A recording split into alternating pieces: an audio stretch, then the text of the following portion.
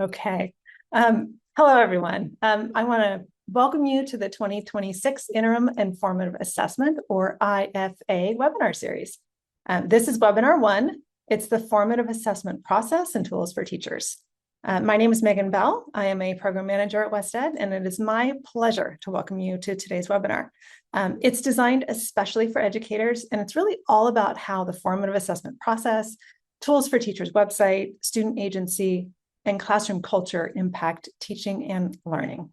Okay, so we have a few notes about our training before we get started today. The first is that this PowerPoint file and a separate resource guide with links are available on, well, the resource guide is, the materials are available on our Padlet, and we'll look at the Padlet in just a second. We're also going to use the Padlet to have you post questions during today's session. And we'll be answering them live, and that Padlet will actually remain available after today's session. So it has all the links you need.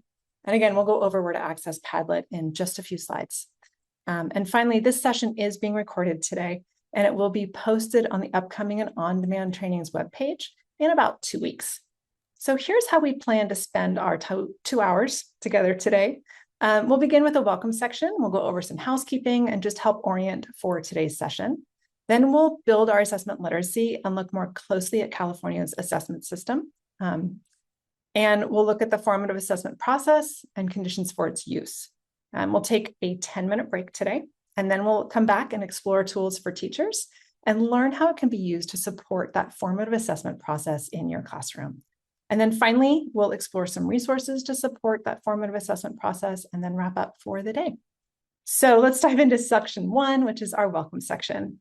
This training is brought to you today on behalf of the California Department of Education, or CDE, and that's in partnership with ETS, WestEd, and the two amazing training team members who we'll get to meet shortly. So the 2026 IFA webinar series consists of 3 webinars, and you are here today for webinar one, the formative assessment process and tools for teachers. And it's designed to build your knowledge, again, with the formative assessment process and the tools for teachers website. And that contains a ton of resources to support the formative assessment process in your classroom.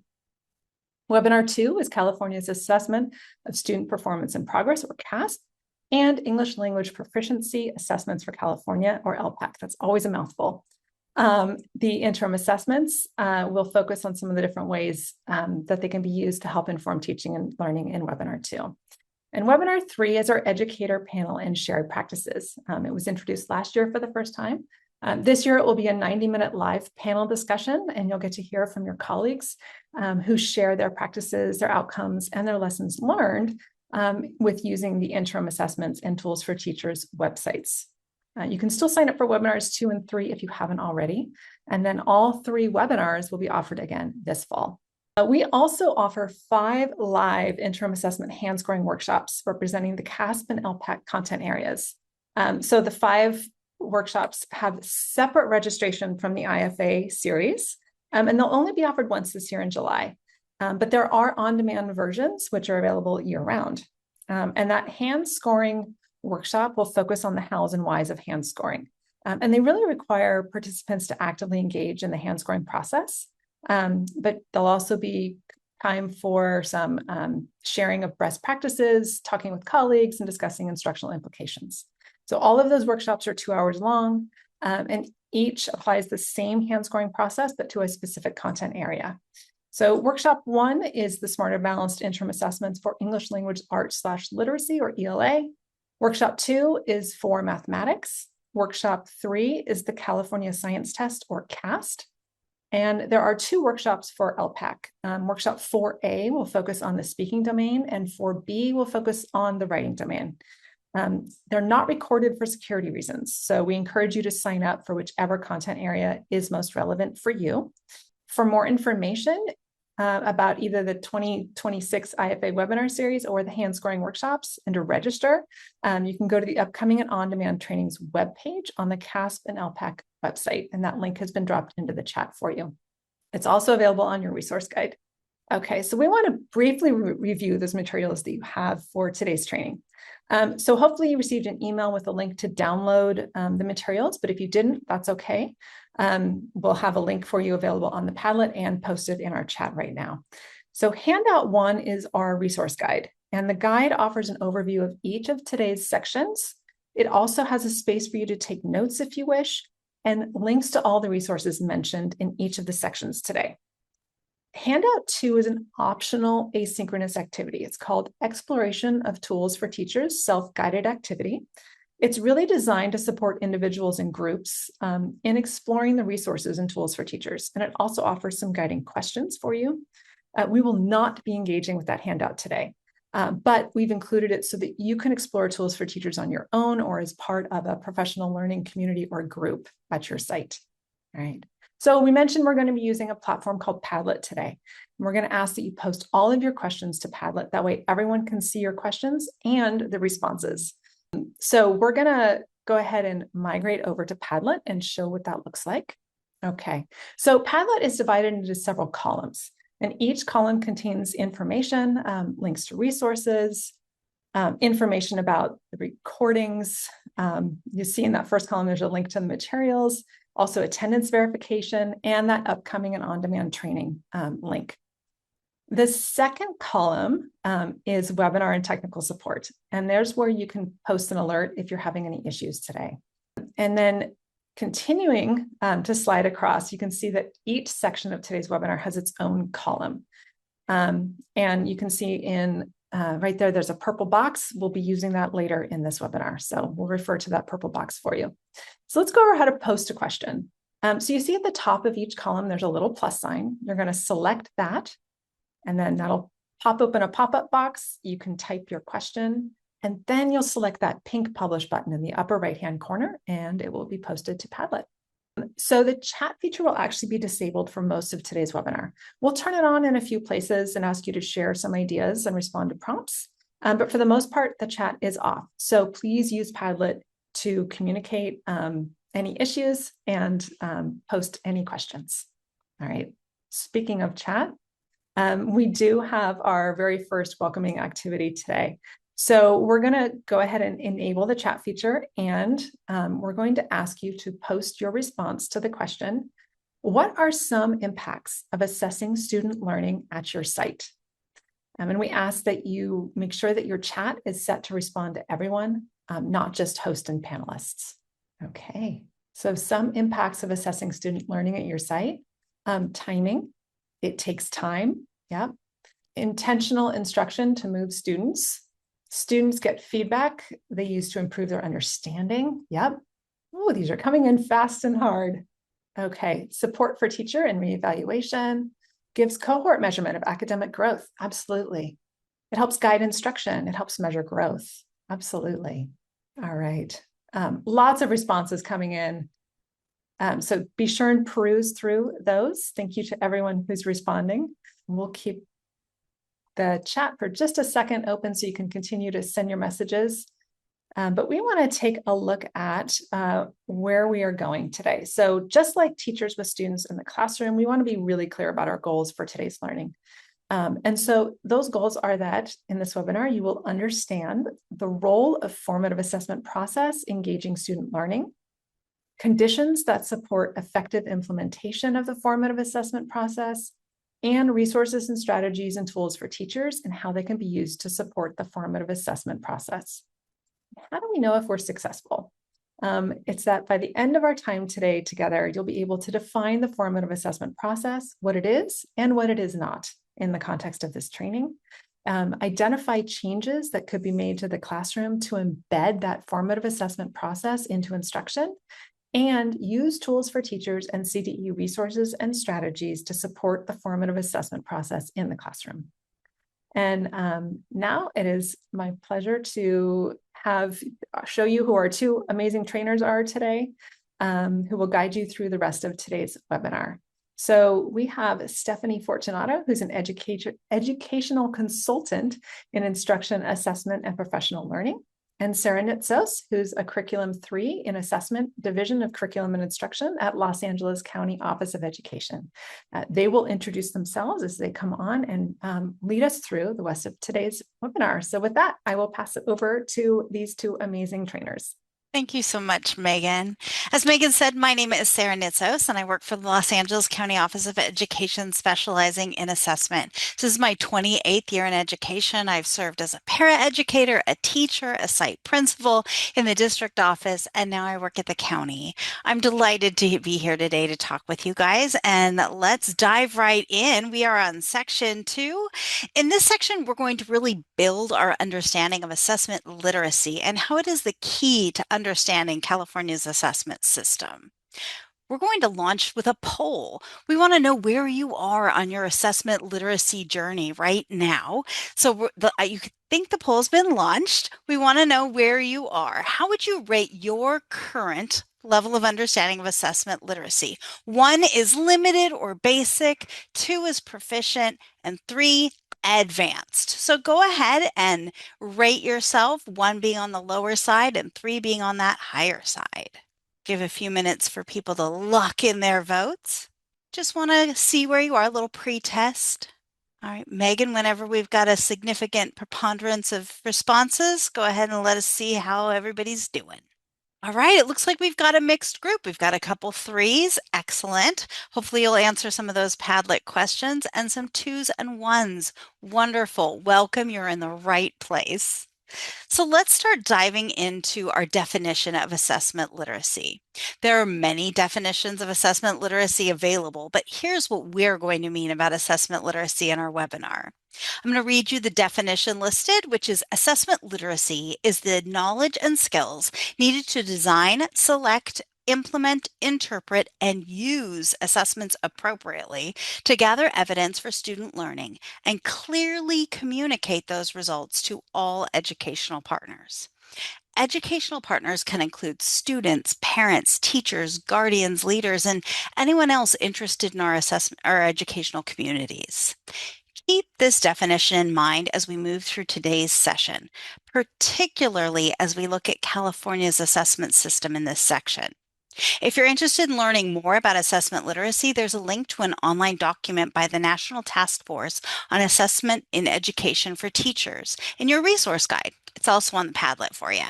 As we begin our journey through assessment literacy, we want to share one more definition with you, and that is the comprehensive assessment system. A comprehensive assessment system is designed to really gather that information about student learning to meet the needs of all those educational partners. It gathers evidence on student learning in various complementary ways at different points in time.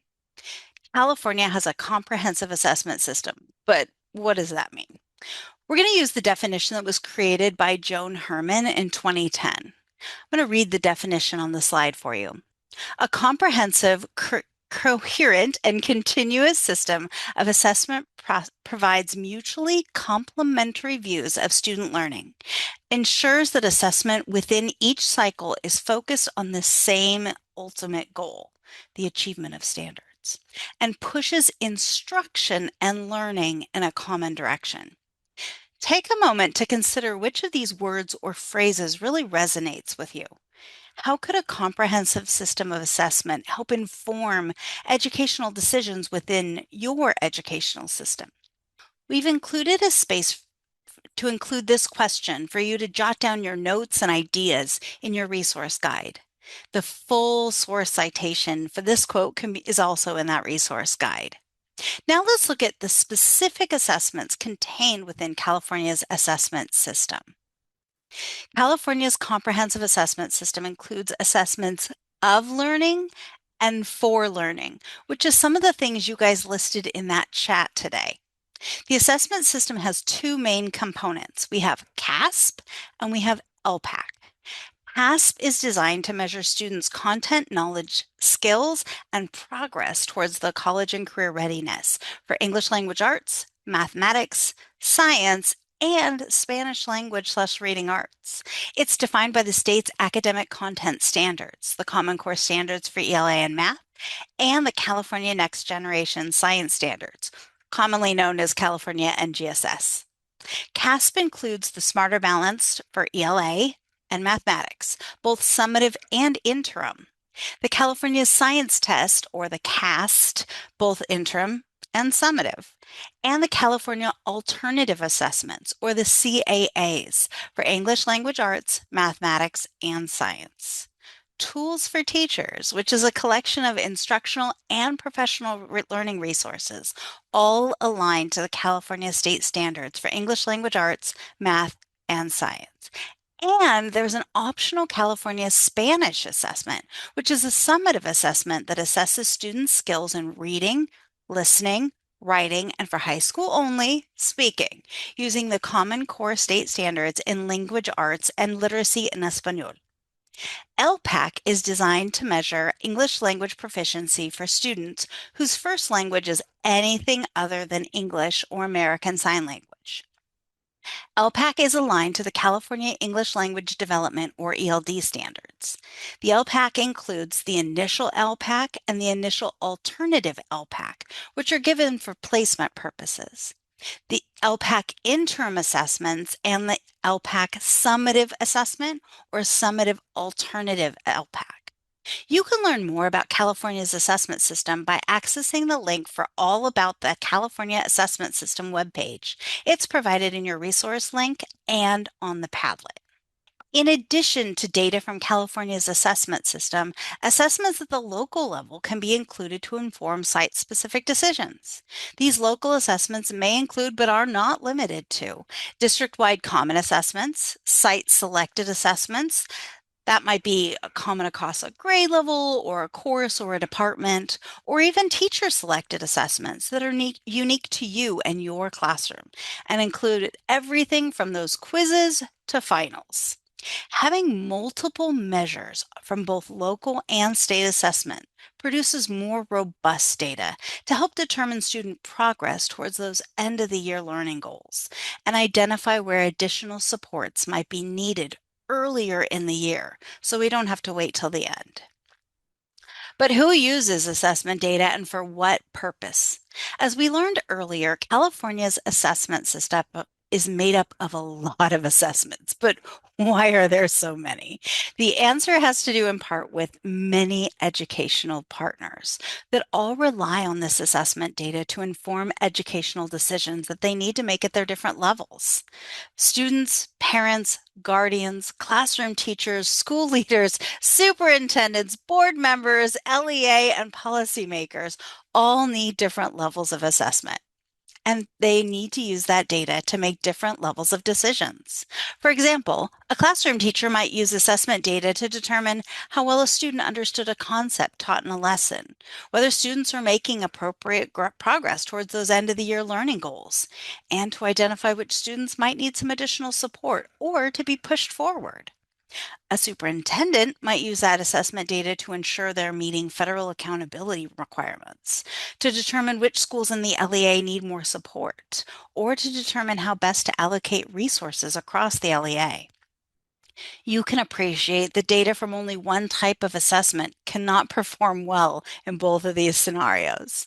To meet all of our educational partners' assessment data needs, our assessment system must contain different assessment types, including but not limited to classroom assessments, which help inform the formative assessment process, interim or benchmark assessments, summative assessments, screening assessments, and diagnostics.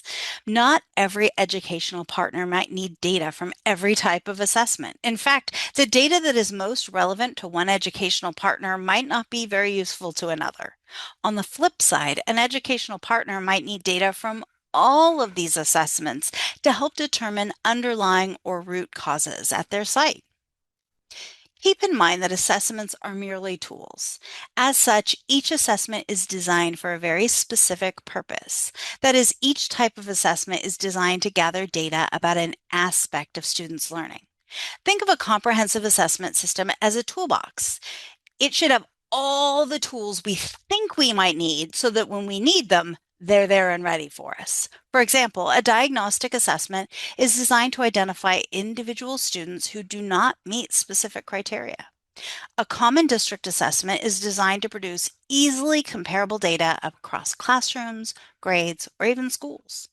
We want to stress that using assessments for purposes they were not designed for often has problematic results because the data they elicit about student learning might not be accurate for your specific purpose or need.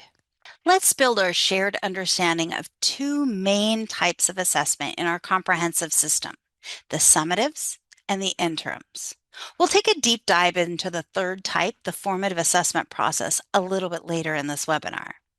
Summative assessments are given at the end of learning and provide information on students' learning relative to their learning goals, often those grade level standards. They may be referred to as culminating assessments or end of course assessments or end of the year assessments. As such, data in the summative assessments are not actually providing actionable information about individual students as other types of assessments might.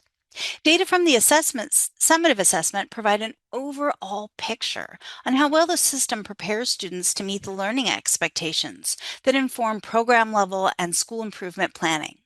The data help state agencies and LEAs prepare, monitor, and evaluate student learning outcomes at the grade level, at the group level, at the school level, at the LEA level, at county, region, or even state.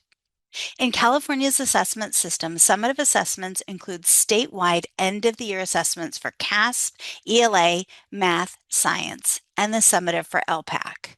We're going to talk a little bit later about this data, but it can also be useful for you as a classroom teacher. Let's look at interims, my favorite. Interim assessments are designed to measure student performance against a set of learning goals, standards, or objectives, and are usually administered at specific times over the course of an academic year. Interims may be common across classes or in a school or even across the LEA. This will, of course, be dependent on the specific interim assessment you are administering and for the reasons you are administering that interim. Data from interim assessments can be used alongside other sources of assessment data. They can help you monitor students' progress towards longer-term learning goals and inform instructional decisions by identifying students who might benefit from additional supports or instruction. They can also be broken down question by question to help determine misconceptions and successes your students are having along the way. In the California's assessment system, interims include CAASPP, ELA, math, and science, as well as ELPAC interims. These secure assessments are purposely designed to be flexible in use. They can be used as a traditional interim assessment, as described in this slide, but they can also be used in non-traditional ways to support the formative assessment process. We encourage you to sign up for Webinar 2, CAASPP and ELPAC interim assessments, to learn more detailed information about these assessments and ways they can be used to support different needs. I really want to encourage you to go to that one. It was life-changing for me. The ability to use interims in a non-traditional way really changed how I viewed interims in my classroom. On this slide, you're seeing an image, and this image was taken from the California ELA-ELD framework, and it really illustrates a way to think about how different types of assessments in our comprehensive system work together over the course of the year to gather data at different scales and different frames. For accessibility, I'm going to read this graphic. On the left is the word student. As we move to the right, there are circles of increasing size representing different types of assessment students take throughout the year. Each circle is labeled with how frequently it's given, minute by minute, daily, weekly, unit, quarterly, and annually. The size of the circle represents the grain size of the assessment, with larger circles representing a greater percentage of the total learning being assessed. The proximity to the circle of the student indicates how actionable that assessment data is for students, with closer circles being more actionable. On the right side of the graphic is the word standards, which includes that all assessments are aligned with content standards no matter their grain size, frequency, or proximity to the student. This graphic represents assessment cycles, short, medium, or long. The frequency of the assessment cycle affects its purpose. Assessments that have short cycles have the smallest grain size and are used most frequently, those minute by minute daily assessments. They are used in the classroom to support the formative assessment process. These types of assessments provide immediate data to the teacher and the students to help inform teaching and learning during your instruction. We'll be taking a deep dive into the formative assessment process in the next section. Assessments with a medium cycle, such as interim or benchmark assessments, are given at regular intervals throughout the year, for example, once a quarter. They have a medium grain size and are used to provide evidence of learning and set learning goals for progress monitoring. Assessments with long cycles include large-scale state summative assessments. They might occur annually, such as the Smarter Balanced Assessments, or even longer, once a grade band like the California Science Test. These assessments have the largest grain size and gather evidence of learning around the largest set of end-of-the-year learning goals. All right, so we've gone a little bit over assessment literacy. We want to take it a little bit of an exit poll and see how are you feeling about assessment literacy now? 1 would be limited or basic, 2 would be proficient, and 3 would be advanced. Go ahead and rate your feelings about it right now in that poll. Good, good. Thank you so much for participating. We really appreciate it. It helps us understand how well we're doing in reaching you and making sure we're providing clear information. All right, poll. We're oh my goodness, we're almost up to 230 people. Congratulations, everyone. Poll closing in 5. Get those, lock it in. 4, 3, 2, 1. Hit that button. All right, it looks like we have definitely moved up the scale of assessment literacy. Thank you so much. For those of you still at the 1, don't worry, we still have a long way to go on this information. All right, let's get on to that next slide. Questions. If you have any general questions about assessment literacy, please post them into our Padlet in the column section 2, labeled Assessment Literacy and the California Assessment System.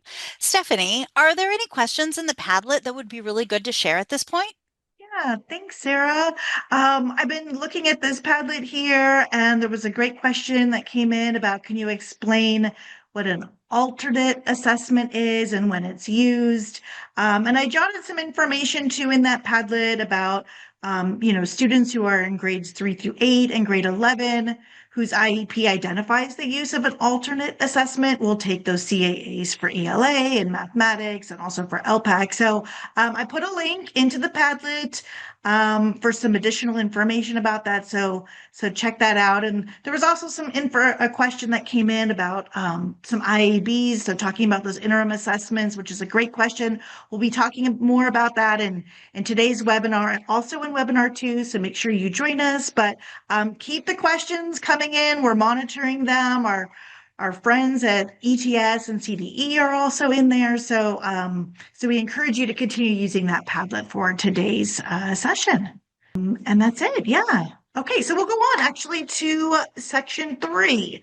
Perfect. So good morning, everyone. I'm so happy to be here with you. My name's Stephanie Fortunato. I started my career in education, about 26 years or so ago. I started as a classroom teacher. I administered both the CAASPP and ELPAC assessments, and then moved on to my role working at the district as an assessment coordinator, also as a coordinator for assessment at the Los Angeles County Office of Education. And I'm also such a proud member of California's state network of educators, working with educators across the consortium to create amazing lessons that can be found in Tools for Teachers. So such a great opportunity. Now in this next section, we're going to define the formative assessment process and discuss the essential conditions to support its use. And so we're going to start off, we're going to do a self-reflection activity. So we're going to take a moment and I'm going to ask that you consider a scenario in which you have a student volunteer to help you prepare materials for tomorrow's lesson. Now, you explain to the student what you need help with, but you're not sure whether the student understood clearly. So I'm going to ask that you take about maybe 15 seconds or so to reflect on some strategies that you might use to determine whether the student understood. So I'm going to give you some quiet reflection time.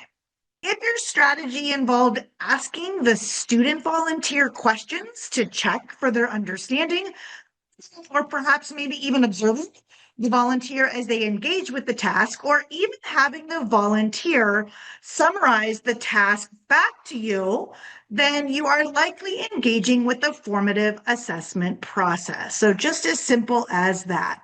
So what exactly is the formative assessment process? Well, it can mean different things to different people. So let's take a look at two definitions. Now, the first is from the Smarter Balanced flyer titled Understanding the Formative Assessment Process. And we've included a link to this formative assessment process resource in your resource guide and also on the Padlet.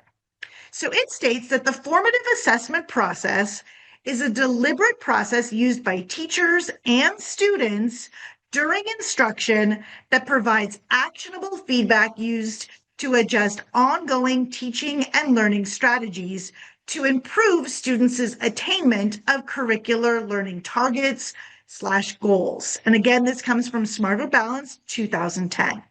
Now, the second definition is from Lori Shepard's article titled Ambitious Teaching and Equitable Assessment, a Vision for Prioritizing Learning, Not Assessment. And this one here states that true formative assessment is grounded in the classroom curriculum and makes visible information for guiding instruction. And again, this came from Shepard 2021. Now, we ask that you consider these two definitions as we move through this next section. We'd like to highlight a few key words that are found in these definitions.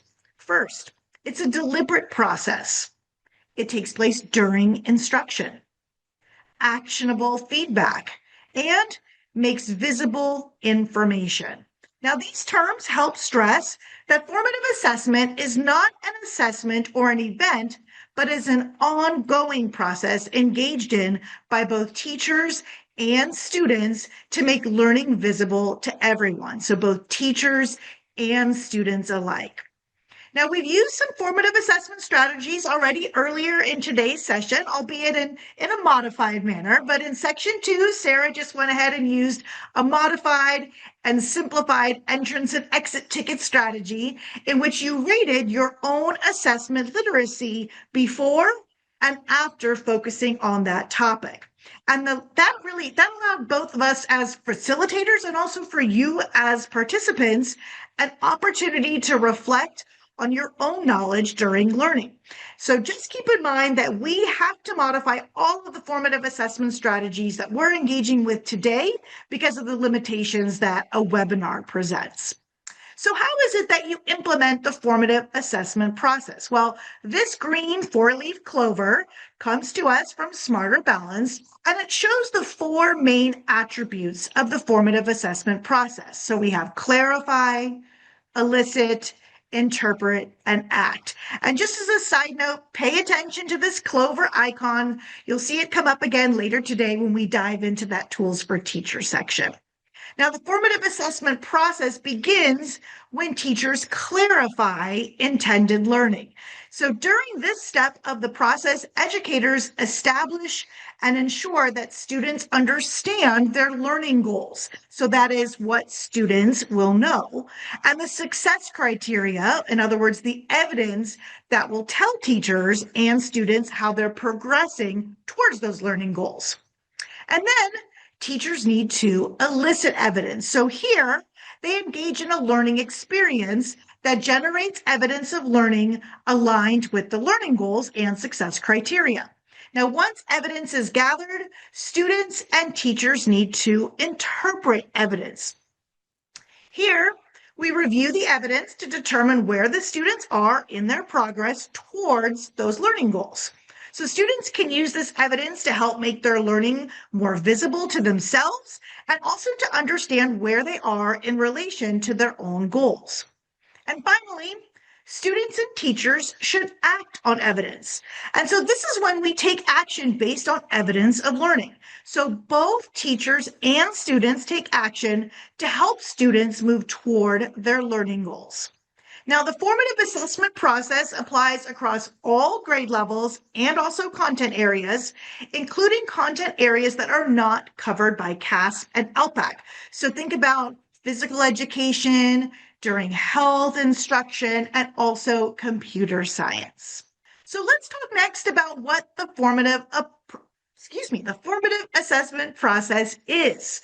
So the formative assessment process is an ongoing instructional strategy that's embedded in learning. It's an iterative process. It's engaged in by both the teacher and the student to gather information to inform immediate next steps in learning. And it's an essential part of effective teaching and learning. The formative assessment process necessitates a shift in the roles of both teacher and students, and also in classroom culture, which we'll discuss shortly. So what the formative assessment process is not, well, the formative assessment process is not something new. Teachers intentionally use the formative assessment process through careful planning and placement. It is not a type of assessment or product itself. It's the process of using assessment tools to gather evidence of learning and apply that evidence to move students towards their learning goals. The formative assessment process is also not a one-time event or something that should be used in isolation to assign grades. The formative assessment process is also not meant solely for teachers. Talk next about some key features of the formative assessment process. This includes the following. Learning goals and success criteria are clearly communicated so that students understand what it is that they are aiming for. Evidence elicitation during learning determines students' progress towards their learning goals. Now, the following questions can be answered. Where am I going?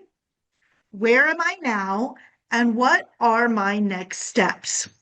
Peer and self-assessment strengthen students' learning, their efficacy, their confidence, and autonomy, and it helps students to manage their own learning. Classroom culture is also collaborative, where both students and teachers are partners in learning. Now, for a deeper dive, you'll find the full citation for the research that this information is drawn from in today's resource guide. All right, so next we're going to do a quick activity about the key features of the formative assessment process. So the online Zoom polling link has been dropped into the chat box, and we ask that you share with us your reflection about the current status of each of these features in your classroom or your school. Now, the 5 key features are learning goals and success criteria are clear. Evidence of learning is gathered. The response to evidence gathered is immediate with descriptive feedback. Students have a role in managing their own learning, and the classroom culture is collaborative. So take a moment to go ahead and to include rate your current status. See, some of those results are coming in already. Noticing that folks are really feel like they're using that response to evidence that is gathered is immediate, using that descriptive feedback. Got a few more seconds here. More responses are coming in. Fantastic. All right. We'll go ahead and end that poll. And it looks like I'm seeing that, yeah, quite a few of you, right, are also using that students have a role in managing their own learning. And it looks like maybe an area for some stretch growth might be that part there about the classroom culture is being collaborative. Fantastic. Well, thanks for sharing your thoughts and rating yourself on those key features of the formative assessment process. All right, so let's talk next here about student agency.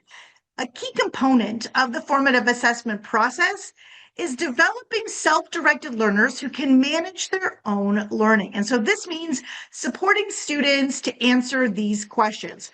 Where am I now, right? So students need to know where they are on their learning continuum. Where is it that I'm going? Students need to know what the learning expectations or those goals are. And also, how do I get there? So students need information about the steps that will help them to move towards those learning expectations or those goals. So students who have agency help set goals for their own learning, and they take action to move toward those goals, monitoring their own progress and adjusting along the way. So they don't rely solely on teachers to gauge their learning in relation to learning goals. The key aspect here of this graphic is the use of evidence that's gathered through the formative assessment process that makes learning visible to both students and teachers so they can determine where students are and where they should go continually during learning. Asking students to gather and analyze their own evidence of learning through routines can support students in building agency over their own learning. So self-assessment routines help students to build the habit of mind to monitor their own learning while it is in progress. It requires a shift from the teacher being the sole source of knowledge about the quality of student work and the status of student learning. And it helps students to internalize and apply success criteria to their own learning and make decisions about how to improve. So like self-assessment, peer feedback. It requires students to apply success to make sense of the learning that they have gathered. And it also requires them to articulate their thinking and identify specific next steps, which serve the student in both receiving and also in providing feedback. Discourse provides an opportunity for students to extend their thinking through collective meaning making. Now, all of these routines are challenging, and students need scaffolded opportunities to build the skills and comfort to engage in these routines effectively. And over time, students can engage in more self-directed and complex self-assessment using that peer feedback and also discourse. A teacher's role is to serve as a facilitator for this growth, providing or removing scaffolds as appropriate. To learn more about the role for students in building agency, you'll find a full citation for this work in today's resource guide. So now we're going to go ahead, we're going to watch a short video from the CDE Formative Assessment and Action video series. Now the link to this video series is available on the Padlet and also in the resource guide, and it features California members of the State Network of Educators demonstrating formative assessment strategies in their classrooms. The lessons and activities that are used in the videos can be found in the instructional resources on the Tools for Teachers website. Now in this video, students in grade 3 collaborate on a mathematics task to apply varied approaches and standards for mathematical practice. Now, even though the subject in this video is mathematics, the processes used by the teacher and the students are applicable to all subjects, so not just mathematics. So we're going to watch just an excerpt, a few minutes of the video here. And as you watch, we ask that you look for evidence of students who are demonstrating agency over their learning. Okay? 2 is, are we ready to solve? And what information do you need? Okay? So I would like you to once again talk with your shoulder partner and think about any information that you might want from me, okay, that I can give you to solve our problem of how many knots will fill in the rope. And once they pose the correct questions, I'm able to give them some more information that they can then go and tackle the problem with. Okay, now that you have had a chance to discuss this about what kind of more information do we need, because I know I haven't supplied you with a lot of information to this point, and neither has the video. I'm going to go to our wonder statements first, because somebody asked a great question earlier. So I'm going to go straight to here and see if this solves maybe those needed information, okay? And somebody asked up here, how long is the rope? How many of you guys had the same question? How many were wondering, how long is this rope? Okay, you have a question. How big are How big are the knots? Did everybody hear that? So then I give them time to go through and solve the problem. And I start going around the room and making observations at this point. And so I look for students who are either struggling or students who are excelling at this point. I ask for partners of my struggling students to give them assistance so that they can clarify ideas that they may have any misconceptions about. Also, at this point, I start to look for possible solutions to be presented to the class. And I look for a variety of ways. I look for students that can give me different standards of the mathematical practice and that are relevant to the smarter balance claims. So I'm starting to look for different ways they modeled the math, different strategies that they used to do the math. I also look for, was it a struggling student who was able to persevere through it and actually arrive at the correct answer after fixing those mistakes. Excellent. Okay, excellent. Can you write your answer statement and then explain right here for me? And then we go to Act 3, which is the resolution stage. And if you notice during the resolution stage, I don't like to give them the answer right away. So I went around the room, and if I saw an interesting math strategy you used, or I saw an interesting pattern you might have used, I just did a little star on your paper, and I'm going to have you come up now, and you're going to teach the class your answer or your math process. So I looked at how long the rope was, and it was 44 inches, and each knot was 4 inches. So I did 44 divided by 4, which is 11, and then I did 11 times 4, then it was 44. Then I counted by 4s until I got to 44, and I counted them all, and it was 11. Okay, show yours up high, because you got a good pictorial. I used tally marks to solve the answer because I used tally marks so I could count to 4, and I counted all the way to 44, and my answer was 11. I got my answer by doing 44 divided by 4 because I knew that it was 44 that the rope was 44 inches in all, and without the knots, and then with the knot I noticed that each knot took away 4 inches, so I did 44 divided by 4 and I got 11. And then finally we show the Okay, great. Again, remember that was just an excerpt.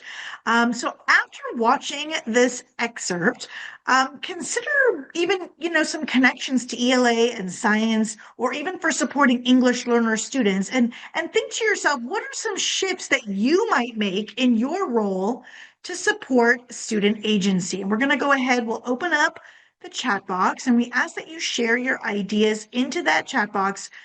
Again, what are some shifts that you might make in your role to support student agency? And so enter some of those ideas into the chat box. And again, any connections to ELA or science or supporting English learners, and we'll give you a moment to jot down in the chat.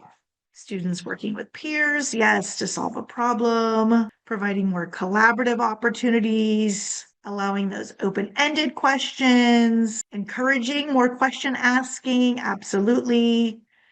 I love that, spotlighting different solutions, allowing students to teach the class. Maybe they could even hypothesize with their partners. Yeah, that providing that in the moment feedback, encourage writing their thought process. Absolutely. For some, that absolutely helps. Providing those more turn and talk opportunities. I love it. Yeah, there's so many different ways that you're noticing here. I'm seeing even in your comments that you can really promote that student agency. I love these ideas that are coming through. And keep in mind, we weren't able to watch that whole video, but you can certainly go back. Use the link in the resource guide, go back and finish that last part. I'm sure you're going to find it very insightful as we're talking about student agency here. Okay, great. Thanks so much for participating in that activity. Oh, I see great comments still coming in. I love it. All right, so let's talk next about why does classroom culture matter? Using the formative assessment process and building that student agency really requires a shift in classroom culture. Classroom culture reflects the behaviors the values, beliefs, and practices in the classroom, and it directly affects how individual students experience learning. Now, to support the formative assessment process, class culture must be conducive for students to make meaning of, or to participate in, or to contribute to, and also to manage their own learning. Now, the formative assessment process in which students and teachers work together to help students become self-directed learners by gathering evidence of learning during learning, it relies on a classroom culture that is supportive of students developing agency over their learning. The classroom culture must be one where exploration and student voice are encouraged, and even mistakes are expected and they're accepted as part of the learning process. And students and teachers support one another in reaching the established learning goals. Now, this next video comes from the same formative assessment in action video series as the last video. Now, in this video, students in grade 9 studying ELA debate the effects of texting and video games on student learning in a digital hybrid Socratic seminar. Now, the processes that are used by the students and teacher in this video are applicable to all subjects, not just ELA. So we're going to watch just an excerpt again, about a few minutes worth. And as you watch, we ask that you look for evidence of a classroom culture of the formative assessment process. So take a look at what do the students do and what does the teacher do? And we're going to ask that you're going to make notes of your observations because we're going to ask you to share what you discovered, okay? And so you can record these ideas in the resource guide or on the Padlet. So let's go ahead. We will watch a few minutes of this next video. Things to go over. All of you have on your desks here, you have some discussion starters, just ways to get people involved. If you disagree with someone, if you agree with someone, if you disagree with someone to an extent, the stuff taped on your desk just gives you some ways to get involved. What's really important is we want to see people involving people in the conversation. So if you notice someone in the middle, you know, for a score, you guys all have to say something. If you notice somebody has been quiet for 10 minutes, use one of the strategies on your seat to go, hey, you know, we haven't heard from so-and-so in quite a bit. What do you have to say about this topic? In the back, you're blogging with each other. You guys are having your discussion. It's two separate things. So question 1. Does texting negatively affect a teenager's ability to write well? You know, yes or no, use your evidence. Someone start in the middle, go. Science has shown that texting is actually beneficial for you, but if you're on your phone too much, it strains your eye muscles. But you can also become very dependent, like you can't spell properly anymore because our phones can do that for us, and certain things we just can't do anymore because we're so used to our phones doing it for us. A lot of times people use shortcuts in their texting, like abbreviations, and then they get used to just using those rather than typing out the actual word. It affects the way people write and talk because they end up using slang by accident that they usually wouldn't use, but because they were texting or something and they stop paying attention, they end up using slang. I'm going to interject just a moment because I'll notice sometimes when I am typing emails, even to my boss or to somebody, you know, that I need to really make sure that I'm typing, I will be using BRBs and LOLs, and I have to go back and like re-edit myself because I even find myself like getting lost into text. When you're texting someone, it actually relieves stress. So like if you're having a bad day, texting a friend like can lift your negative mood.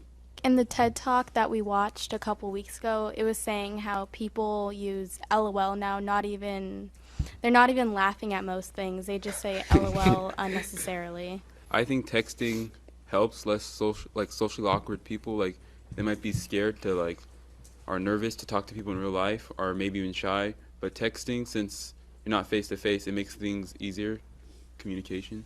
There's also on all desks for scaffolding purposes and to assist in the formative assessment process, some sentence starters and some discussion frames that allow the students to engage in a conversation using ways to agree or disagree to an extent, ways of organically inviting students into a conversation. So say someone in the middle circle hasn't been heard from about 5 to 10 minutes, a student has a way to access inviting the student in. Let's hear from Donovan. All right, perfect. All right, so if you remember at the beginning, Megan had talked about on the Padlet, there's that column that has the purple box. And so we're going to go ahead, before we go into a break, we want to give you a few minutes to share your observations from the video that we just watched. So we ask that you go to the Padlet and find that purple box column that says Classroom Culture Share Out in section 3, and take about 5 minutes to respond to the following questions. What evidence did you observe of a classroom culture that supports the formative assessment process? What did students do, and what did the teacher do? So we'll give you about 5 minutes to go ahead and to jot down some of those responses. We'll take about another minute. Wow, these responses coming in are incredible. Sarah, I'm sure you're in there taking a look and reading through them as well. I absolutely love it. I know a lot of you are probably in there feverishly typing in your responses, but we really encourage you also take a look at what your colleagues are sharing. It's always great to be able to spark some ideas as well. You'll have some additional time too during the break to be able to get in there, jot down some more responses, and also to look at what your colleagues are writing in there as well. Okay, so right before we actually go into this break, let's highlight any questions. If there are any general questions about the formative assessment process and conditions for use. So this is for that section 3 that you continue to post them in the Padlet. I already see that there's lots that are in there. Sarah, is there maybe 1 or 2 that we want to highlight right before we go into break? Yeah, actually, there were several amazing questions focusing on how can this be used for MTSS or the PLC process? What does it look like in real life? And one of the things I'm going to suggest is sign up for webinar 3. That's where we're actually going to have people from the field talk about how they're using all of this information in their LEAs to really make a difference in the lives of students. Additionally, I've dropped a lot of links and a lot of information for you in all of your questions to make sure that you have access to everything you want. One person asked how they could find videos to play during their professional development on formative learning. So I dropped the YouTube channel that California has. It's called Formative Assessment in Action, and that is in column 2 towards the bottom. It's called Classroom Videos. So that YouTube link has been posted for you. Oh, great, great, great. Super. All right. Well, we're going to go ahead. We'll take a much needed 10-minute break. So we're going to ask that you stand up, stretch, refill your beverage.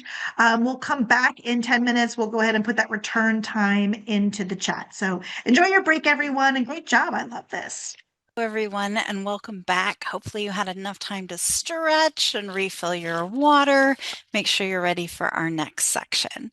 So we're going to jump right into section 4. And in this section, we're going to focus on how tools for teachers can be used to support the formative assessment process in your classrooms to really improve student learning. So we're going to start with another poll. We have a quick online poll about how comfortable are you with navigating the Tools for Teachers website? Are you very comfortable, kind of comfortable, not comfortable at all? This is my first time accessing the website. If you've never been to the website before, please go ahead and choose that last option. Let's give everyone a minute to complete that poll. You guys have been doing so great for completing the poll. We hope you continue that. Hey, I'm seeing the results start to trickle in. Thank you. Welcome back from the break. All right, we're almost to 200 participants in our poll. Let's see if we can get there. 185. We're going for 200 people. Come on, we can do it. We're seeing kind of comfortable winning the race at this point, and we've got quite a few first time accessing the website. Fantastic. We have a few very comfortable. All right, we just crossed 200. Well done, everyone. Closing the poll in 5, 4, 3, 2, and 1. We're going to go ahead and end that poll and share those results. So as you can see, we've got a mixed bag, which is fantastic. Hopefully everyone will get a little bit something different from our next section. So let's start our journey on tools for teachers. Tools for Teachers is a website that offers a collection of high-quality resources to support the formative assessment process for all grade levels in ELA, math, and science. The website was refreshed recently with some new features and search capabilities, which we'll highlight in just a minute.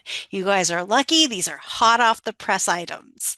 Tools for Teachers contains resources that support lesson planning and professional learning, as well as many assessment tools and resources.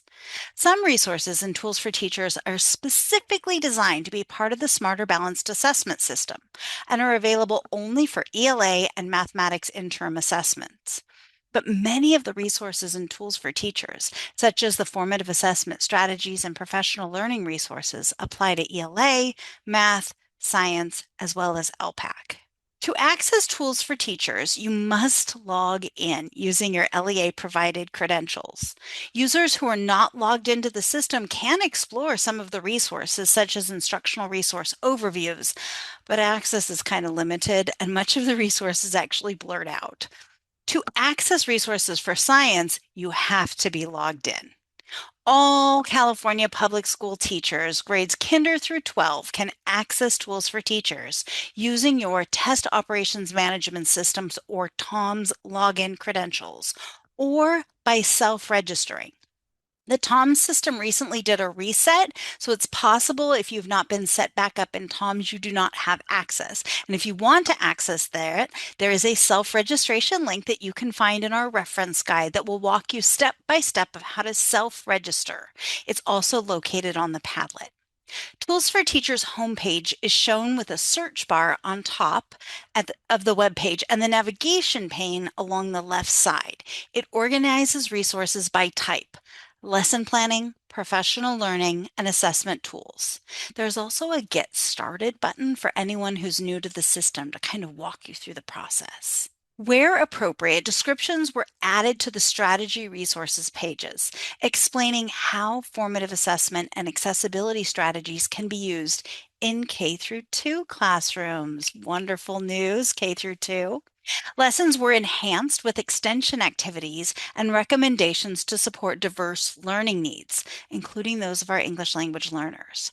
Coming in August, some of them you start seeing now, but some of them will be rolling out in August. There will be new ELA and mathematics K through 2 instructional resources and newly developed K through 2 connections playlist. It's very exciting. Those playlists are a bevy of resources all organized for you. New 3rd through 12th grade ELA and mathematics lessons that will also be included in our interim assessment connections playlists, and newly added formative assessment strategies for educators to support formative assessment during instruction. So let's explore tools for teachers in relation to problems of practice that you might actually experience. For example, our first teacher has completed a science lesson in their elementary school classroom, but it's clear that those students are really confused about the concepts covered, and the teacher wants to reteach the concepts but using a completely different approach and is in search of some new ideas. Let's see how tools for teachers can help in this scenario. Our teacher may begin exploring the instructional resources, which are teacher-vetted lesson plans developed by teachers for teachers and are free and aligned to the California Academic Content Standards, or the Common Core, or NGSS. Instructional resources are available at all grade levels for ELA, math, and science, and include the following: a table that easily find the subject, the grade, the amount of time it will take to implement the lesson, the standard the lesson is aligned to, and learning goals, which include learning objectives, language goals, success criteria for both. It's really important to note that there's lesson objective and language goals. Those can be very helpful. The Use This Lesson section, which includes directions for preparation, steps for instruction, and lesson alignment and strategies, also include tips on how to apply the formative assessment process, as well as English learner and accessibility strategies. These instructional resources are a key component of the Tools for Teacher website, as they can be adapted to fit your needs. That means when you go in the PowerPoints developed for you, the exit tickets developed for you, but they're developed in such a way that you can download them and adapt them to your unique classroom needs. We're going to see a demo of those features in just a few slides. The instructional resources contain designated supports or resources to support all students, including embedded formative assessment strategies. They're identified by that little 4-leaf clover icon. Accessibility strategies with that little human figure icon, and brand new English language learner strategies, identified with an A and a Chinese character icon. These can be used to remove barriers and helping to support students' learning needs. Our teacher might want to incorporate one or more of these strategies in her future lessons. Let's watch a short demonstration video about lesson plans and strategies, as well as professional learning resources available in Tools for Teachers. Just note that these demonstration videos were made while these enhancements were being applied to Tools for Teachers, so the enhancements might be missing at this particular stage. Welcome to this demonstration video on Tools for Teachers. Tools for Teachers offers many resources that support California educators of English Language Arts, or ELA, mathematics, science, and English language development, or ELD. In this video, we will explore instructional resources and professional learning resources. Let's begin our exploration by looking at the instructional resources, or lessons. There are over 850 lessons in Tools for Teachers, complete with embedded formative assessment strategies, accessibility strategies, and supports for English language learners and other students who would benefit from additional support. These vetted high-quality lessons align with the Common Core state standards for ELA and mathematics, and the Next Generation Science standards. They may be used as is or modified to fit your needs. They are available at no cost to all educators in California LEAs. You can search for a lesson by using the search bar at the top of the page or by selecting Lesson Planning from the left navigation menu. You can use filters to search by content area and grade. For ELA and mathematics, you can search by a specific target or standard. For science, you can search for a disciplinary core idea or DCI strand, or by performance expectation. Let's search for a grade 4 mathematics lesson aligned to problem solving. I'll use the filters to first select my content area, Math 2 problem solving, and then my grade. Let's explore the instructional resource, the right tool for the job, using tools. To quickly determine if this resource may be right for me, I'll select the See More button to access the full lesson summary. I'll select anywhere on the instructional resource to open the lesson. At the top of each lesson is the lesson summary and a table that includes the subject, grade, instructional time needed, and standards alignment. The first section, lesson goals, include lesson objectives and language goals. The next section, Use this lesson, has 3 tabs: preparation, instruction, and alignment and strategies. The preparation tab includes considerations for implementing the lesson, including the amount of instructional time needed, materials to prepare, as well as lesson options. For ELA and math, this section also includes a link to the relative Interim Connections playlist and aligned interim assessment. The instruction tab includes steps for implementing the lesson, embedded formative assessment strategies, and as well as English learner strategies. Select the hyperlink text to read a description of the strategy. Select the Keep Reading link to learn even more about a specific strategy. The Alignment and Strategies tab include lesson alignment, ways to apply the formative assessment process, and descriptions of the formative assessment strategies, English learner strategies, and accessibility strategies that are used in the lesson. Let's explore the professional learning resources, which are available for ELA, mathematics, and the ELPAC. You can search for professional learning resources, accessibility strategy resources, and formative assessment strategy resources by using the search bar at the top of the page or by selecting Professional Learning from the left navigation menu. The professional learning resources are designed to enhance your pedagogy and provide instructional strategies you can use in your daily practice. The formative assessment and accessibility strategies can be applied to any grade level or content area, including those that are not part of the CAASPP or ELPAC, such as health and social sciences. Let's look for an ELPAC professional learning resource. I'll type ELPAC into the search bar, and then I'll use the filters to select professional learning. Once I identify a resource I'd like to explore, in this case, ELPAC speaking domain, talk about a scene task type, I'll select anywhere on the resource to open it. Similar to the instructional resources, the professional learning resources include an overview with learning goals and success criteria, followed by step-by-step instructions for using the resource and links to all materials. There is also a Things to Consider section with helpful information when using the resource and more information about the formative assessment strategies used within the resource. Instructional and professional learning are a few of the many resources available in Tools for Teachers. We hope you explore these resources further and encourage you to think about how to use these resources to support classroom teaching and learning. Thank you, Virtual Megan. Let's go on to a second problem of practice. We're going to go on to that second problem of practice. There it is.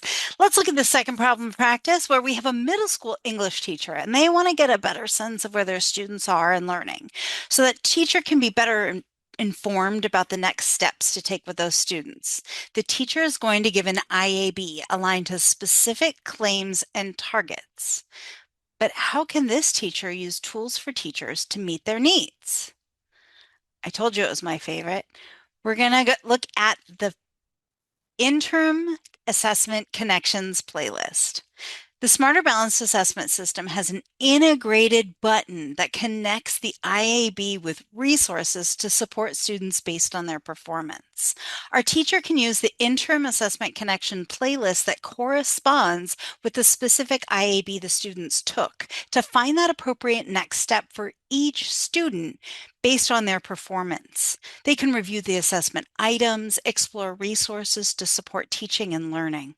The teacher can use the information from the playlist along with additional evidence they have of student learning, such as things they've gathered through their own formative assessment process, through homework, classwork, observation, whatever they have to determine those next instructional steps. Excuse me.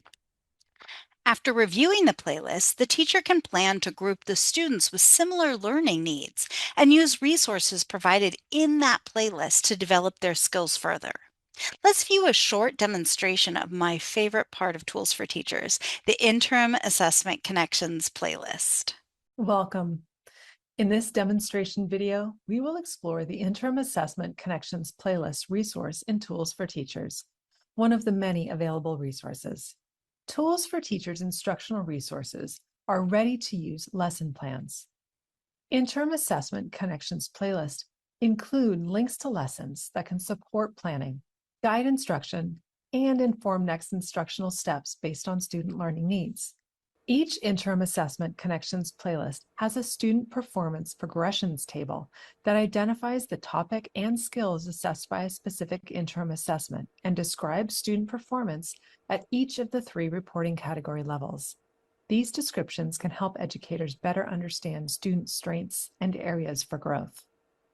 To make the connection with interim assessments clear, each Interim Assessment Connections playlist uses the same title as the corresponding IAB or FIAB. Within Tools for Teachers, the playlist can be found using the side navigation bars or the search feature. To use the navigation pane on the left, select Lesson Planning and ELA Playlists. Or you can enter some key search terms in the search bar at the top of the screen and engage with filters to narrow your search. Let's search for the playlist associated with our Grade 4 Narrative IAB. As we mentioned, the playlist and the IAB have the same title. In this case, Write and Revise Narratives. Select the playlist to open it. The playlist contains a View Interim Items button that links to the Smarter Balanced Interim Assessment Item Portal, or IAIP, where you can view and print the individual items from the IAB, or search for additional items aligned to specific claims and targets to use with your students. The playlist includes Student Performance Progressions table. with links to lessons designed to support students in learning the topics and skills assessed by the IAB. There are descriptions provided based on performance category, below, near, or above, for different topics. These lessons can be used as is or modified as needed. Select the link to access the lesson listed in the topic column. The playlist also includes suggestions for intervention with links to resources related to specific skills. Things to consider includes information to keep in mind when considering next steps. IAB background includes more specific information about the academic targets measured. You will find information on why the specific skills and knowledge identified by the target are important for student learning, and the academic vocabulary students should know in relation to the target. Reviewing and using this academic vocabulary during instruction can help students become familiar with the language they may encounter on assessment items. This supports students in demonstrating what they know and can do by reducing potential confusion caused by unfamiliar terminology. Playlists also include links to resources outside of Tools for Teachers that allow you to dive deeper, including the Sample Items website to view additional items, or the Content Explorer to learn more about specific claims and targets, and how students' knowledge and skills are measured by the interim assessments. We encourage you to explore the Interim Assessment Connections playlist resources further and think about the ways to use these and other resources and tools for teachers to support classroom teaching and learning. Thank you again, Virtual Megan. Some of you were asking on the Padlet how to utilize formative assessment process in your MTSS process or in your PLCs. I hope that you're seeing in Tools for Teachers how it all connects, how you can use your interim assessment data to help drive your next steps in instruction and really drill into those standards based on students' identified needs. We have some additional links and information about Tools for Teachers in that resource guide and on our Padlet, including links to a 4-minute video about how to use Tools for Teachers and how it supports educators, the Smarter Balance Tools for Teachers webpage on the CDE website, and the Tools for Teachers resource webpage on the CAASPP and ELPAC website, which contains links to flyers, videos, and other useful information about Tools for Teachers and the formative assessment process and other related resources. We also want to remind you of our optional handout 2, which is included with your materials for this webinar. It offers a self-guided exploration of Tools for Teachers that you can go back and review at any time. If you have any questions about Tools for Teachers to support the formative assessment process, please go ahead and post those in Padlet. I'm sure you've already been doing that. Currently, we're in column section 4, using Tools for Teachers to support the formative assessment process. The link has been posted in our chat box. Stephanie, are there any questions in there that you might want to raise up for us? You know what, Sarah, there's a question that just came in. I didn't even have a chance to start typing a response, but someone was asking about the difference between interim assessment blocks, or those IABs, and then those focused interim assessment blocks. And I'll just verbally answer it real quick, and then we can drop a link for more information. But those IABs are really those that measure like 3 to 8 of those assessment targets. And those focused interim assessment blocks, or FIABs, those ones are going to measure 1 to 3 assessment targets. So one is a little bit broader in scope and the other one's a little bit more granular, but there's some additional comparisons too. So we'll drop a link in there to give you some additional information about that. So thanks for that question. Thank you, Stephanie. Take it away. All right, great. Well, we're going to move on to section 5, which is on resources to support the formative assessment process. So we do want to share some additional resources and also some upcoming trainings that can support your understanding and use of interim and formative assessment. So the links that we mention in this next section are available in your resource guide. Now, there are some resources that are common for CAASPP and ELPAC interim assessments, which we'll look at over the next few slides. So the first one here, the Accessibility Resource Graphics webpage, and this is for ELA, for mathematics, science, and ELPAC. There's also the CAASPP and ELPAC annotated student responses, the CAASPP and ELPAC interim assessment lookup tool webpage, the CAASPP and ELPAC Interim Assessment Video Series webpage, the California Assessment Accessibility Resources Matrix webpage, and also the Interim Assessment Viewing System. Let's talk first here about the Interim Assessment Lookup Tool. This provides information about the CAASPP and ELPAC interim assessments, including the availability by grade level or grade span. It also provides content alignment, the total number of items, and the number of hand-scored items. Now, this slide here shows an image of the assessments by grade results for a grade 3 Smarter Balanced ELA interim assessment search. And so here we can see 2 assessment names. We can see their claims and targets, the total number of items on the assessment, and the number of hand-scored items on each assessment. Now, the results will look different for different content areas and also for interim assessment types. The Interim Assessment Lookup Tool, though, is available. You'll find it on the CAASPP and ELPAC website. A link you'll find again is in your resource guide on the Padlet. For those of you who are new to interim assessments and you're thinking, gosh, I want to really be able to start and get in there, and where do I start? This is a great starting point because you can get in there and you can start searching and really hone in on which one makes the most sense to administer based on your instructions. So get in there to that lookup tool. All right, next up is the Interim Assessment Viewing System. Now, this helps support the use of interim assessments and the formative assessment process. And here, this contains the ICAs, the IABs, and the focused IABs for Smarter Balanced interim assessments for ELA and mathematics, as well as the full CAST and ELPAC interim assessments. It's designed to allow teachers to preview the interim assessments and understand the types of questions and scope of content contained within an interim assessment. Be aware that no answers are saved, scored, or submitted through the Interim Assessment Viewing System. The Interim Assessment Viewing System also allows for interactive practice with certain embedded accessibility resources, such as the highlighter and the line reader.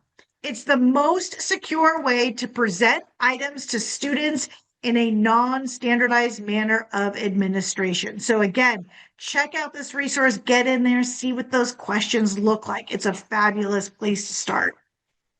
All right, the California Assessment System contains annotated student responses for Smarter Balance, for CAST, and ELPAC interim assessments.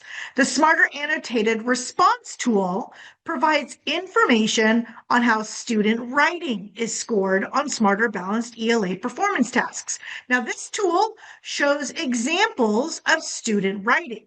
There's also scoring annotations or justifications and rubrics to help understand what to look for when reviewing student responses and understand where to provide support to students in a specific writing area. Now, for CAST interim assessments, there are annotated student responses for constructed response items in the training guide and exemplars resource, which is found in TOMS. Now, in addition, there are annotated responses for selected constructed response items on the practice and training test resources webpage, also found on that CAASPP and ELPAC website. Now, for ELPAC speaking and writing interim assessments, anchors and training sets for scoring are found in the training guide and exemplars resource, which is found in TOMS. Now, these annotated response resources provide opportunities to practice scoring on your own or perhaps even with colleagues to standardize scoring student work samples. And the insights that are gained from scoring your own students' work can be used to inform teaching and learning in your classroom. Now, links to these resources are available in the resource guide. Let's talk about some additional resources. The resource guide includes links to several additional interim and formative assessment resources, so check them out when you have some time. The first one here is the Formative Assessment Tools to Support Teaching and Learning flyer, and this contains many of the tools that we've already shared in today's presentation, noting which tools require a logon and how each tool supports the formative assessment process. Now, if you aren't familiar with SIRS, there's a resources webpage that's available on the CAASPP and ELPAC website.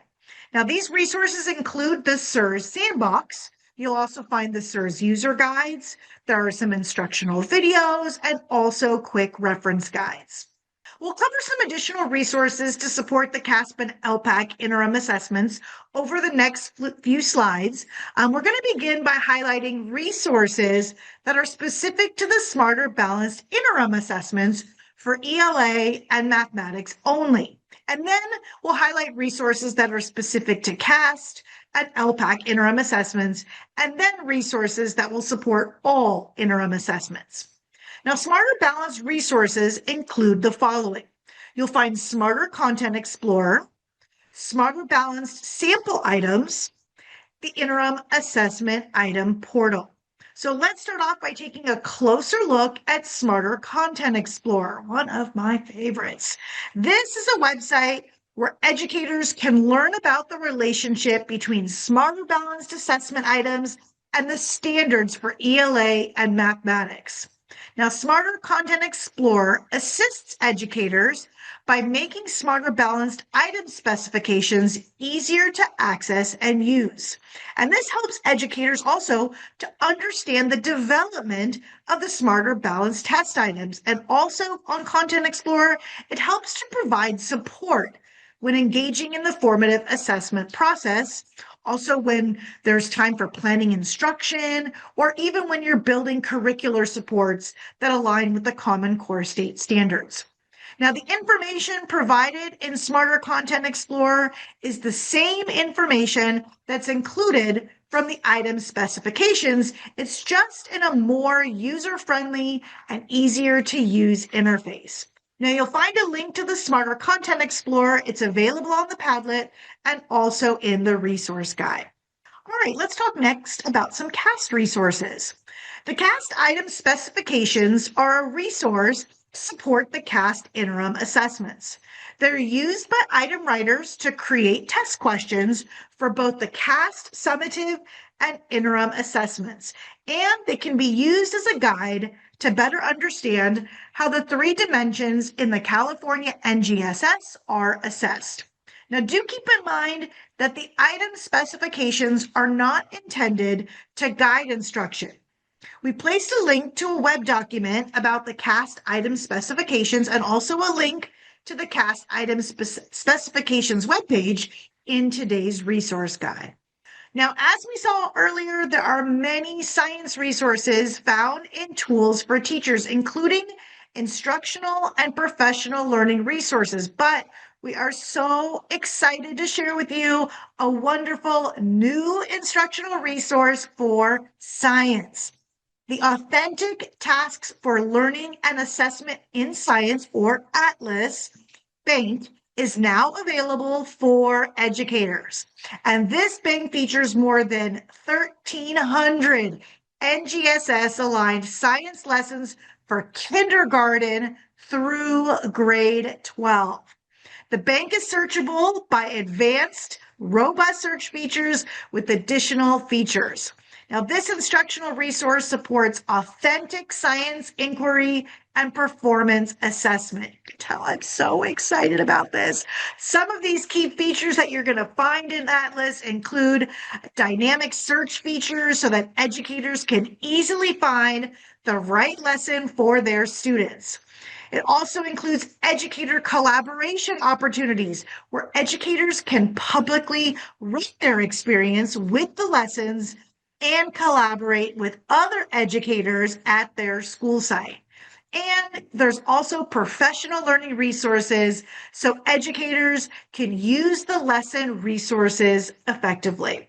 Now, educators can visit the Atlas website to access lesson resources and create an account to access the collaboration features. Now, the link to the Atlas website is in your resource guide, and it's also in the Padlet, so please check it out. And if you're looking for more information about Atlas, there's a webinar recording that's available for March 5th of 2026 on the upcoming and on-demand trainings webpage. We're just so excited about that. All right, now similarly, the ELPAC item specifications support the ELPAC interim assessments. The item specifications provide details about each assessed domain that is aligned with the California ELD standards. Now, these domains are listening, speaking, reading, and writing. And just like the CAST item specifications, ELPAC item specifications are used by item writers as a guide during the development of test items to really help to ensure that they are aligned with the California ELD standards. Now, with these specifications, educators will gain a better understanding of the task types and the items within ELPAC. However, they're not intended to guide instruction. Again, we placed a link to the Summative ELPAC blueprint, which includes task types and items in today's resource guide. All right, we'll talk next about some upcoming trainings. Now, the CDE offers different trainings to assist educators in using, scoring, and accessing results from the interim assessments. Upcoming trainings include additional webinars in this IAFA webinar series and also the hand scoring workshops. A link to the upcoming and on-demand trainings webpage has been placed on the Padlet and is also located in your resource guide. So we have here first webinar 1, which you're joining us today, the formative assessment process and tools for teachers. You'll also find there's webinar 2, which is on CAASPP and ELPAC interim assessments, and webinar 3, which is the educator panel and shared practices. So we hope you're able to join us for all of those. Now, we also have our 5 hand scoring workshops. And as we mentioned earlier, these workshops are not recorded for security reasons. So if you'd like to learn how to hand score, come and roll up your sleeves and engage with your colleagues to learn the hows and the whys for hand scoring in whichever content area that best aligns with your needs. So that first workshop 1 is going to be on ELA. Workshop 2 is on mathematics. Workshop 3 is on CAST. Workshop 4A is the ELPAC speaking, and workshop 4B is on ELPAC writing. And finally, the new SIRS Essentials Training Series replaces 3 previously offered online trainings. So that was the Intro to SIRS, the Beyond the Basics, and also accessing summative assessment results in SIRS. Now, this new training series offers all the same content of the 3 trainings in 8 1-hour, they're actually 55 minutes, sessions. Now, each of these are live facilitated online sessions is offered once, and it focuses on a specific SIRS feature with presenters who are SIRS experts from California LEAs. Now, educators can choose any session based on their interest and needs, and the CDE encourages educators to join the trainings with their colleagues if they can, or to attend individually. Now, the sessions are available for all SIRS users at all levels. And you'll find that registration is actually now opened. It opened in May. So please, we look forward to having you join us for that as well. You can find these links to register for the SIRS Essential Training Series and also for the SIRS micro-learning videos from the upcoming and on-demand trainings webpage, which is linked on the Padlet and also in the resource guide. So lots of great resources and upcoming trainings that we really look forward to seeing you at. All right, so we're next up. Any questions from this section? If there's any general questions about resources to support the formative assessment process, we ask that you continue to post them on the Padlet. We're going to be also in that Padlet after today's session, so please do come back and take a look at the Padlet for some of those responses. But check out a column that says Section 5, Resources to Support the Formative Assessment Process.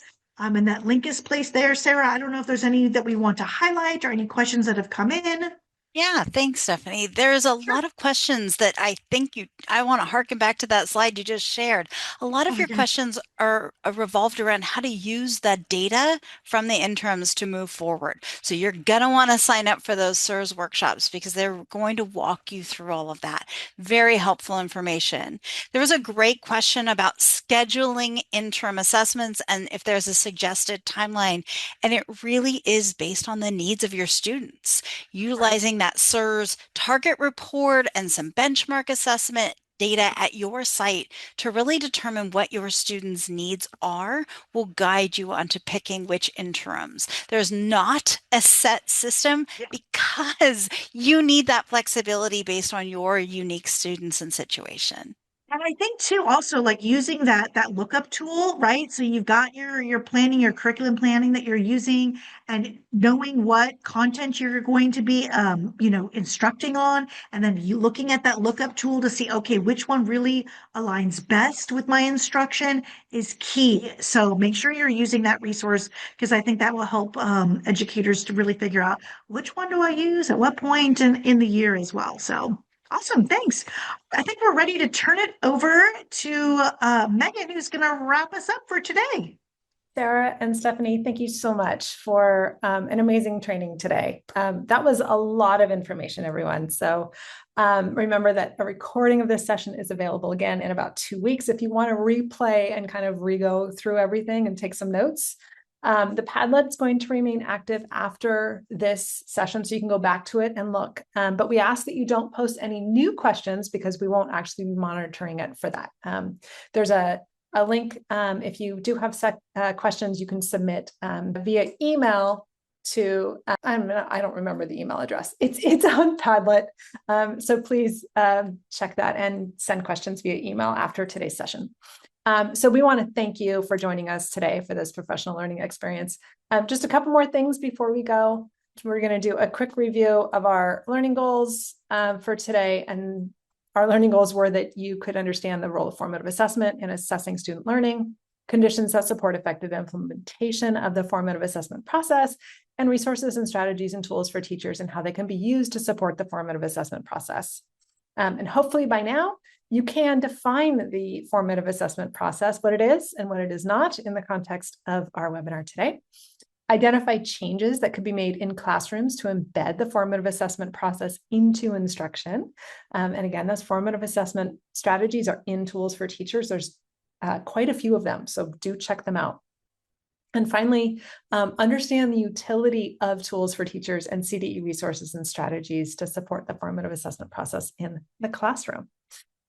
So we are always looking to improve our trainings, and we would love to hear back from you about how today you experienced today. So we've got a link to this survey was just dropped into the chat. It's also available on our Padlet if you want to access it that way. You can scan that QR code, and we will actually be sending you an email with a link to this survey if you don't have time right now to fill it out at a later time. But we really do want to hear back from you about today and what your experience was like during this professional learning session. So we thank you so much again for spending your Tuesday morning here with us. And a reminder that we do still have webinar 2 and webinar 3 coming up. So upcoming and on-demand trainings webpage to register for those.